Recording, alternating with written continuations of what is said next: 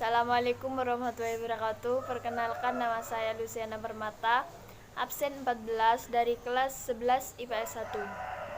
Perkenalkan, nama saya Mila Syarifah dari kelas 11 IPS 1 absen 15. Saya di sini akan mempresentasikan keuntungan perdagangan internasional.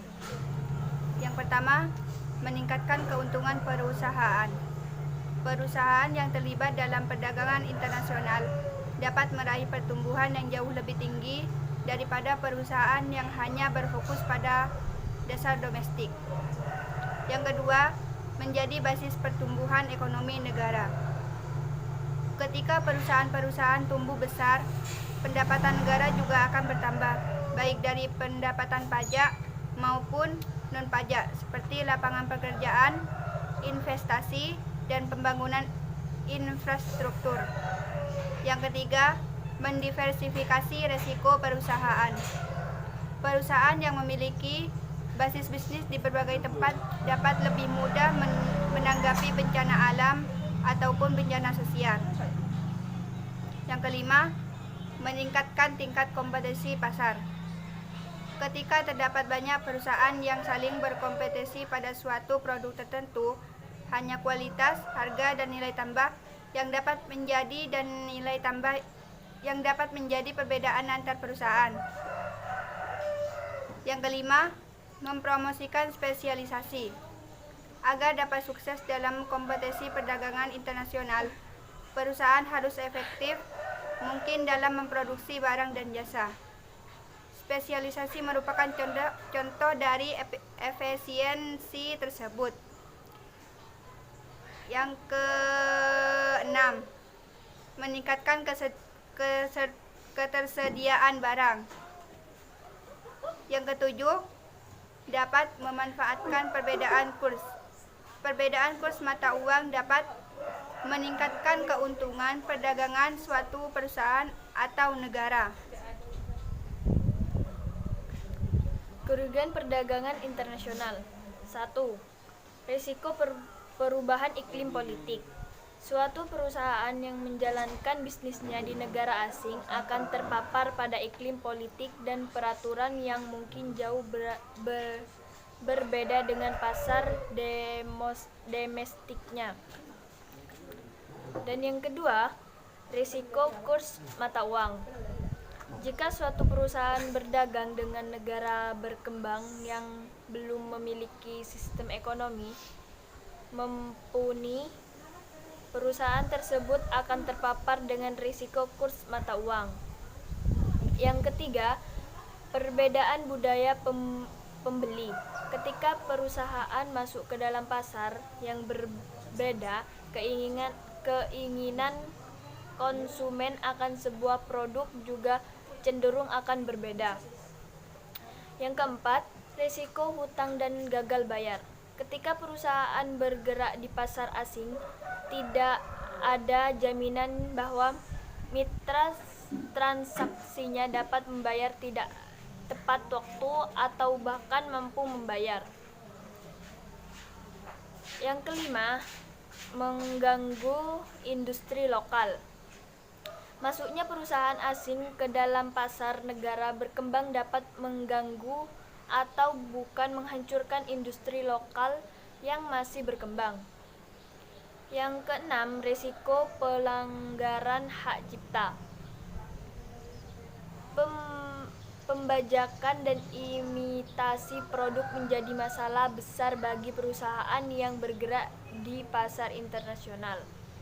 Dan yang ketujuh, risiko dependensi terhadap negara lain. Sebuah negara yang melakukan spesialisasi dapat menjadi dependen kepada negara lain untuk suatu produk yang tidak dapat produksi sendiri. Dan yang kedelapan, risiko eksploitasi sumber daya. Perdagangan internasional dapat membuat suatu negara melakukan eksploitasi sumber daya alam berlebihan untuk memenuhi tuntunan pasar.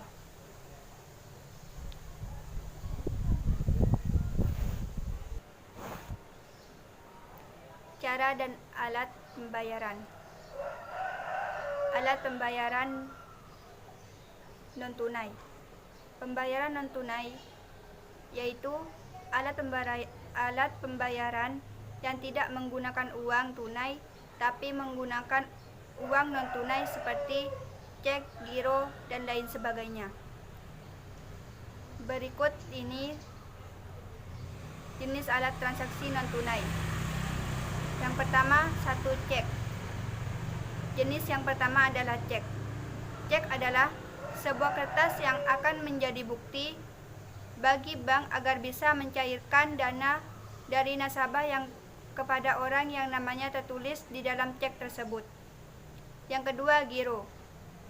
Giro ini hampir sama dengan cek tadi, tapi bedanya jika menggunakan giro bukan untuk mencairkan uang kepada nama yang tertera pada kertas tersebut. Dengan menggunakan giro, maka proses pembayaran akan lebih cepat, terlebih jika Anda melakukan transaksi dalam jumlah uang yang cukup besar.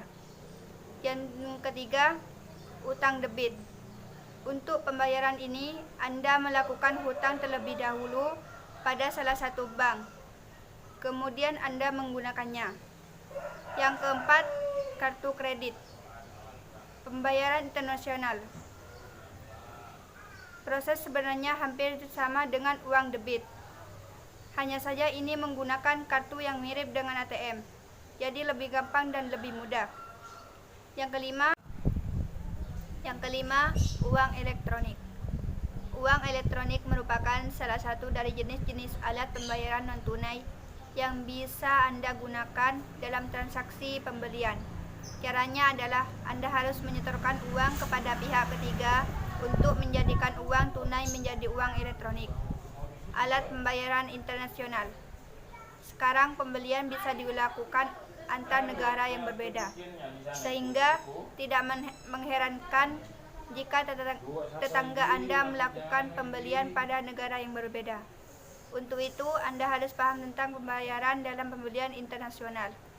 Untuk melakukan pembayaran internasional, maka bisa menggunakan uang dalam bentuk uang tunai atau uang non-tunai. Alat yang bisa digunakan adalah wallet pos. Inilah media untuk mengirimkan uang dari dalam negeri ke negeri lain.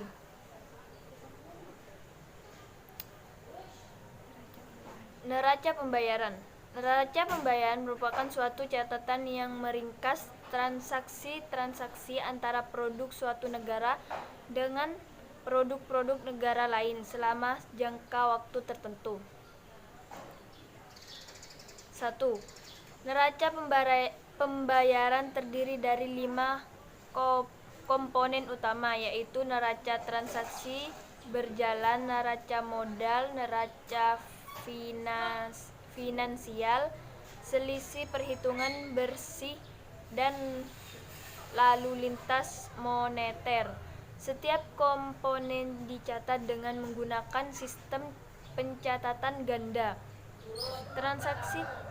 Transaksi yang dicatat akan menghasilkan simpanan cadangan devisa negara. 2.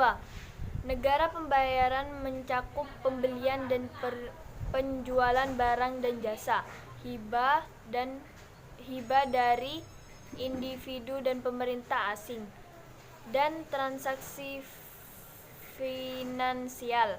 Umumnya neraca pembayaran terbagi atas neraca transaksi berjalan.